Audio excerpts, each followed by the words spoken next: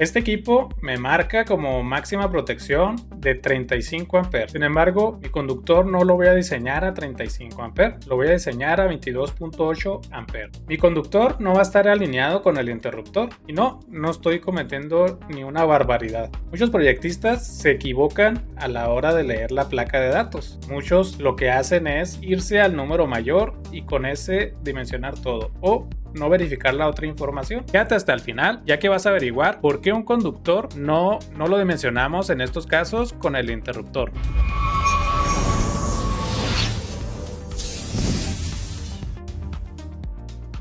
Pero antes de calcular, la pregunta no es qué calibre es el que voy a usar, sino qué dice la placa, qué dice la información que tengo, ya sea una cédula que te proporcione el proyectista de climas o la información de placa que viene en el equipo. Recordemos que en el cálculo para este tipo de equipos los datos de placa son los que mandan. En nuestro caso tenemos la siguiente información. Tenemos lo que viene siendo el RLA, pero ¿qué significa el RLA? Es la corriente de nuestro compresor. Luego tenemos el dato de FLA, que viene siendo el dato de corriente a plena carga del motor auxiliar, que en este caso es un ventilador. Entonces ya tenemos dos datos ahí. El tercer dato que contamos es la ampacidad mínima del circuito. Aquí es muy importante, esto del MCA ya incluye factores de corrección e incluye la carga del 1 y 2, en este caso del compresor y motor auxiliar. En el artículo 440 nos habla sobre la placa de datos. En equipos con varios motores o cargas combinadas, la placa debe indicar tensión, frecuencia, fases, ampacidad del circuito de alimentación y valores máximos de protección, como son contracircuitos y falla a tierra. También nos indica que se deben usar los valores de placa para determinar la ampacidad de nuestros conductores, aparte de los conductores, desconectadores, controladores y protecciones. Entonces, con estos datos que nos dice la misma norma, tenemos que tomarlos en cuenta. Por eso es muy importante tener toda esta información bien clara. El MOCP es la máxima protección contra sobrecorriente. Viene aquí el primer criterio, ya que esto no es un circuito derivado común. Cuando el circuito alimenta a equipos de climas o refrigeración, acudimos a este dato del MOCP, que este dato nos da la máxima protección. Con esto vamos a dimensionar nuestra protección. Y bueno, teniendo claro cada uno de los elementos de nuestra placa, podemos ir determinando lo que necesitamos nosotros. En nuestra placa, uno de los primeros datos que debemos de fijarnos, uno de los datos principales que nos vamos a fijar, ya sabemos que cada uno de estos viene siendo la corriente del compresor, del ventilador y la corriente máxima de nuestro conductor. Con esta carga de 22.8 amperes podemos nosotros empezar a dimensionar nuestros alimentadores. Sin embargo, para estar seguros que esta corriente que nos marca la placa y que no hay algún equipo que nos esté faltando, porque puede surgir la posibilidad que el equipo se tenga que alimentar independientemente. Por eso es importante verificarlo. Así que lo primero que vamos a realizar es verificar nuestros MCA. ¿Y en qué comprende esta parte? La normativa nos indica que va a ser la corriente mayor. La corriente mayor se tiene que hacer para encontrar el MCA. Lo que vamos a hacer es 125% más la corriente de la mayor carga más la menor. En este caso va a ser 1.25 por la corriente del compresor o el dato de RLA más la corriente del ventilador, en este caso FLA. ¿Que con esto qué obtenemos? Bueno, vamos a obtener que 1.25 por el 17.2 amperes más el 1.3. Todo esto nos va a dar 22.8 amperes. Con esto el MCA que tenemos en la placa nos coincide, así que no hay algún equipo extra que estemos omitiendo. Ahora lo que corresponde viene siendo el empezar ahora sí a analizar nuestros conductores para poder alimentar este equipo. ¿Qué es lo que tenemos que hacer? Primero, analizar nuestra situación. ¿Cuál es la situación de nosotros? Bueno, tenemos que nuestro alimentador va a estar a 30 metros, de los cuales 12 metros son en azotea. Esto quiere decir que vamos a tener que implementar algunas medidas como factores de corrección por temperatura. En otros videos hemos hablado de la importancia de estos alimentadores que van por azotea. Se presenta una pérdida muy importante de nuestros conductores, lo cual tenemos que aplicar factores de corrección por esta temperatura, ¿verdad? Entonces eso va a ser muy importante, ya que nuestra temperatura ambiente es de 40 grados centígrados y vamos a descubrir en qué nos afecta. Hay un video relacionado en nuestro canal exclusivamente de esta parte, por eso no vamos a indicar tanto, pero si quieres saber más de este tema, te invito a que veas nuestro canal, el video exclusivo de este tema. Como lo comentábamos, esta es nuestra situación, y un dato muy importante que tenemos que tomar en cuenta es que nuestra temperatura es de 40 grados. Esta temperatura de 40 grados es la que vamos a tener de base, más la condición que va a ir nuestro conductor. Nuestro conductor en azotea va a estar prácticamente pegada en la losa, y esto entra en la siguiente tabla. Vamos a acudir a la tabla 3.10.15b13, que es la tabla que nos ayuda a determinar el ajuste de temperatura. ¿En qué consiste este ajuste? Tenemos que sumarle cierta cantidad de temperatura. Entonces, a nuestros 40, por la distancia que está de encima de la losa, entra en el primer renglón, en este caso de 0 a 13 milímetros, y el sumador va a corresponder a 33. Así que nuestra temperatura de diseño va a ser 33 más 40 que traemos en temperatura ambiente. En este caso va a ser 73. Con ello tenemos que acudir a la siguiente tabla, a la tabla 3.10.15b2, inciso A. Esta tabla nos ayuda a encontrar el factor de corrección para nuestro conductor. En este caso tendremos que usar el de 0.50, que corresponde a lo que viene siendo la parte que viene siendo de columna de 90 grados. Si se fijan, cuando aplicamos este factor ya no tenemos el de 60 y el de 75. Así que con este factor de corrección, que va a ser de 0.5, es con lo que vamos a trabajar. ¿Y en qué vamos a trabajar? Bueno, en la selección o preselección de nuestro conductor. ¿Y cuál es ese conductor que vamos a elegir?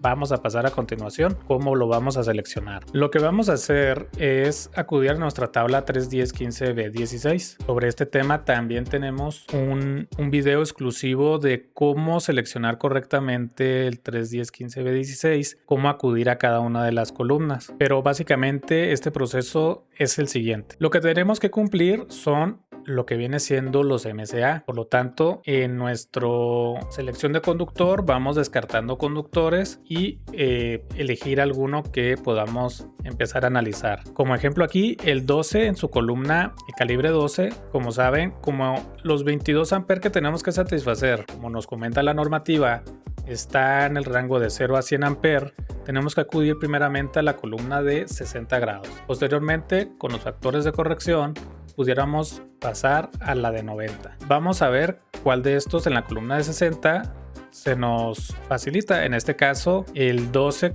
puede 20, que es menor de los 22, y entonces el 10 va a ser nuestro primer caso de análisis. Entonces, nuestro primer caso de análisis va a ser el calibre 10, que es lo que vamos a hacer de la columna de 60. El calibre 10 nos puede 30 amperes como ampacidad, aguanta nuestro conductor. Sin embargo, tenemos factores de temperatura y factores de agrupamiento. Para este caso, nuestro conductor, a ser 220 monofásico, solo llevamos 2 conductores activos en la canalización. Por ello, nuestro factor de agrupamiento es de la unidad, así que no sufrimos por esa parte. Sin embargo, la de temperatura la acabamos de conseguir, que viene siendo 0.5. Así que los 30 amperes serán multiplicados por 0.5 y se reduce nuestro conductor a 15 amperes. Lógicamente es menor que 22.8. Y este conductor de calibre 10 con la temperatura de operación de 60 se descarta. Así que, como estoy aplicando estos factores, pudiera pasar al de 90. Vamos a ver qué pasa con la columna de 90. En este caso puede 40 por 0.5, 20 es lo que me puede este conductor. Entonces, por ampacidad seguimos quedando cortos, es menor. Entonces aquí los 22.8 no me va a servir con calibre 10. Pasamos al calibre que sigue, en este caso el de 8AWG. Aquí, ¿por qué me brinco directamente al de 90 grados? Bueno, porque en nuestra tabla ya sabemos que en 60, en la columna de 60 es 40.